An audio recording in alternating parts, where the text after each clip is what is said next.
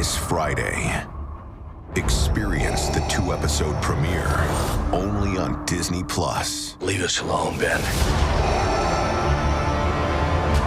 It's my responsibility. The boy must be trained. Like you trained his father?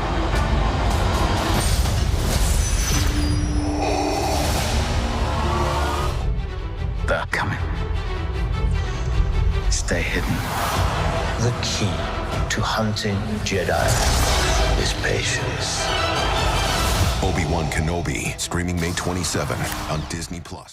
Welcome back, everyone. This is my new Obi-Wan Kenobi trailer video. We have episodes coming in a couple of days, so if you're brand new to the channel, be sure to subscribe to get everything. I will be doing videos for all the episodes. I have a bunch of bonus videos planned, and there's a whole bunch of stuff that they're going to be doing during this part of the timeline. There's a bunch of new footage. I know there's a bunch of questions about what's going on with the canon, what they're doing with Obi-Wan Kenobi and Darth Vader's rematch. There's supposed to be a couple different rematches during the series. Like, there won't just be one fight between Darth Vader and Obi-Wan Kenobi. There'll be a couple different fights. And I know there's a lot of questions about how they're going to work the timeline out because they have the idea of young Luke Skywalker, you have the Inquisitors coming to Tatooine. How is it that the Emperor, that Darth Vader stopped looking at Tatooine as a place of interest? What does Obi-Wan Kenobi do to prevent them from coming back to Tatooine just right after the events of the series to keep looking there? The other brand new character that I haven't talked about in previous videos is Kumail Nanjiani's character, because you see like a brief shot of him in some of the earlier trailers and a little more new footage of this brand new planet, Daiyu, which is kind of like Space Hong Kong the way they talk about it. They say that only a little bit of the series takes place on Tatooine. That's probably at the beginning of the series, and then Obi-Wan Kenobi is eventually forced to leave there, whoever gets into trouble that he winds up trying to save. Kumail Nanjiani says that he's supposed to play a scoundrel during the series on the streets of Daiyu, who winds up in the middle of all the trouble between Obi-Wan Kenobi and the Inquisitors, Darth Vader and the Emperor, and has to make this choice about who he wants to help or whether he wants to sell Obi-Wan Kenobi out. There were a few questions about whether or not he was going to be playing a Force sensitive because he's a much older adult, and usually you didn't train older adults like that, at least this part of the timeline. He is too old. Yes, too old to begin the training. The robes that he was wearing made him seem like he could have been a Jedi character, but it sounds like the way he talks about him, he might just be a scoundrel. So at least the way he talks about him, he's more of a Han Solo type, like a con man with a heart of gold who winds up helping Obi-Wan Kenobi eventually. But basically what's going on in this part of the timeline is that Darth Vader's castle has already been constructed on Mustafar. One of the reasons why he chose to put it on Mustafar is because the Emperor pushed him to do that, because just in general the planet, the system, was powerful in the dark side of the Force, but because so much of his power and his connection to the dark side of the Force was tied to his anger, the Emperor wanted to make him as angry as possible, as often as possible. That's why the Emperor encouraged him to spend as much time as possible in the place of his greatest failure as he saw it. And even though he probably hated sand more than he hated being on Mustafar, Tatooine itself was not powerful in the dark side of the Force the way that Mustafar was. If you read a lot of the Star Wars comic books, they kind of explored this idea too. The Sith architect that he got to build the actual castle used designs meant to harness the ley lines in the dark side of the Force so that it was even more powerful in the dark side. He actually built the castle to specifications that would help him use the dark side of the Force to try and penetrate this barrier between life and death so that he could find a way to bring Padme back from actual death. There's a brief moment in the comics where he comes close to that, like he is able to open a window, but he isn't actually able to bring Padme back from death. And if it wasn't clear, the Fortress Inquisitorius, where all the Inquisitors do all their training, their special castle, is also a major location that you go to during the Jedi Fallen Order game. That's on one of the other moons of Mustafar. So while Darth Vader is busy stewing in his castle over here on Mustafar, the Inquisitors are really close by, even though technically he really didn't care about them that much. He really only cared about finding Obi-Wan Kenobi and killing him, at least at this part of the timeline, and then getting rid of all the rest of the Force sensitives because he didn't want the Emperor finding another really powerful Force sensitive person, training them, and then replacing him, quote unquote, the way that he replaced Count Dooku, the Emperor's last apprentice. Do it. That also gets into the whole storyline with the Jedi Librarian and the Holocron with the identities of all the Force sensitives from the Jedi Temple and what happened to Grogu after Order 66. I'll talk about that in a second too, because all that stuff is happening in the background during this part of the timeline when Darth Vader and the Inquisitors are going around trying to hunt down all these Force sensitives and the Jedi survivors of Order 66.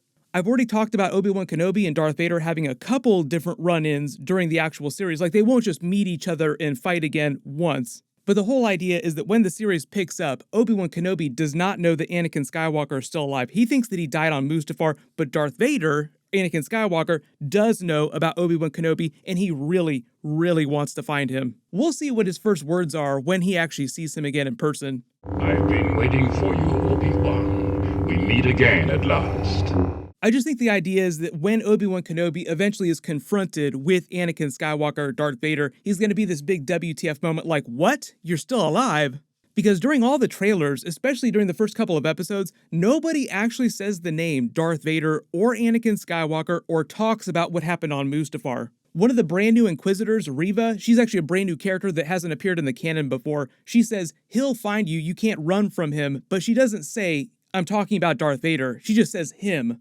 And just to answer all the questions about Darth Vader not going after Luke Skywalker before this because he'd been using the name Luke Skywalker, remember that he's only about 10 years old when the series picks up, so for the most part it sounds like Owen and Beru Lars have been keeping him relatively close to their moisture farm, and he hasn't been running around telling everybody that can listen what his entire name is. So at least at this part of the timeline, when he's still really young, the secret is still relatively self-contained. But eventually, I think the idea is that when he does get older, he becomes a teenager, he starts flying around in his T-16 bullseyeing womp rats, which they feature during the Book of Boba Fett. That was Beggar's Canyon that Mando was flying around in the repurposed Naboo starfighter, just like the one that Anakin Skywalker himself had flown in during Phantom Menace. A lot of Phantom Menace, a lot of prequel Easter eggs during the Mandalorian series and during the Book of Boba Fett. Wizard. This is so wizard, Annie. But I think the major reason why Darth Vader, the Emperor, the other Inquisitors who were still alive, the other Imperials, didn't just turn right back around and come back to Tatooine like, wait a minute, somebody is using the name Skywalker, this seems like we should check this out, is probably because he doesn't fully learn about the identity of Luke Skywalker, that he is his son, that his children survived, because he thinks that both of his children and his wife Padme died. So during the series, they prevent the Inquisitors from learning about Luke Skywalker's identity. They prevent them from learning about Leia as well. And if the Imperial Security Bureau had heard any talk in this part of the system, this part of the Outer Rim, of a Skywalker name being used, they probably wouldn't have paid it too much mind, because within the Empire, it was not common knowledge that Darth Vader used to be Anakin Skywalker. There was a Grand Moff Tarkin tie-in book where he suspects that Darth Vader might have once been Anakin Skywalker, who he fought with and knew during the Clone Wars. But most people believe that Anakin Skywalker died when they went to Mustafar. The Emperor personally took him back and put him in the armor. So at the end of Revenge of the Sith, when he comes back in the armor, in this scene here, like the tag scene at the end of the movie, he doesn't walk around telling everyone, oh, by the way, you remember me, I used to be Anakin Skywalker, we fought together during the Clone Wars. And it sounds like if anybody did wind up finding out and trying to use the name in close quarters or during meetings, Darth Vader or the Emperor would probably have them killed. Like, oh, this person, Anakin Skywalker, died a long time ago, his wife died, his children died, and he didn't have any known living relatives. Because it also was not common knowledge that his mother had been remarried to the Lars family, and Owen Lars was kind of like his stepbrother. And a lot of the big revelations about Luke Skywalker, Leia still being alive, being Darth Vader's children, that stuff didn't happen until much, much later in the timeline. Ewan McGregor also did confirm that the series crosses over with the timeline of the Jedi Fallen Order game, but I'm not expecting any big Cal Kestis cameo scenes in live action or anything like that. There might be some Easter eggs to the events of the games, but when it comes to stuff like that, anything is fair game. Like, they brought Dash Rendar's ship back during Rise of Skywalker. They even made Revan canon during Rise of Skywalker, so Darth Revan is now canon to live action Star Wars. I think the whole idea with Darth Vader and the Inquisitors not going after Grogu is because they probably thought that he died during Order 66, and whoever saved him, like the Jedi Librarian or whoever it wound up being able to mask the identities or hide part of the identities of the people who survived. Not everybody, but some people. A little while after Order 66 had gone down, the Jedi Librarian Jocasta Nu actually did survive, and she snuck back into the Jedi Temple and stole a holocron that had all the identities of a bunch of Force sensitives until Darth Vader and the Grand Inquisitor found her.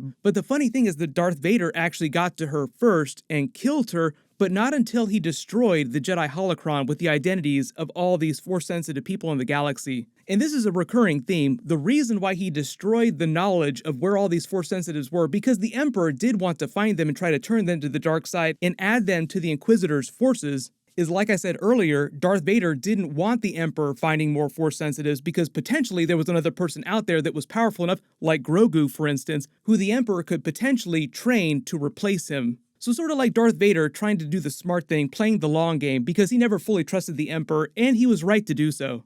For those of you asking if there's supposed to be any kind of Emperor cameos during the series, I'm not expecting full-blown Emperor, but I do think that he's going to be referenced during the series. My full episode 1 and episode 2 videos will post on Friday, just like normal after they release them, but there might be a bunch of big trailers for like The Mandalorian Season 3, for Andor, maybe for some of the other stuff, maybe like an Ahsoka teaser trailer. Whatever they wind up releasing in the next week, of course I'll do videos for it, so be sure to enable alerts for my channel so you don't miss that. Everyone click here for my brand new Thor Love and Thunder trailer video, and click here for all my other Obi-Wan Kenobi trailer videos. Thank you so much for watching, everyone stay safe, and I'll see you guys in the next one.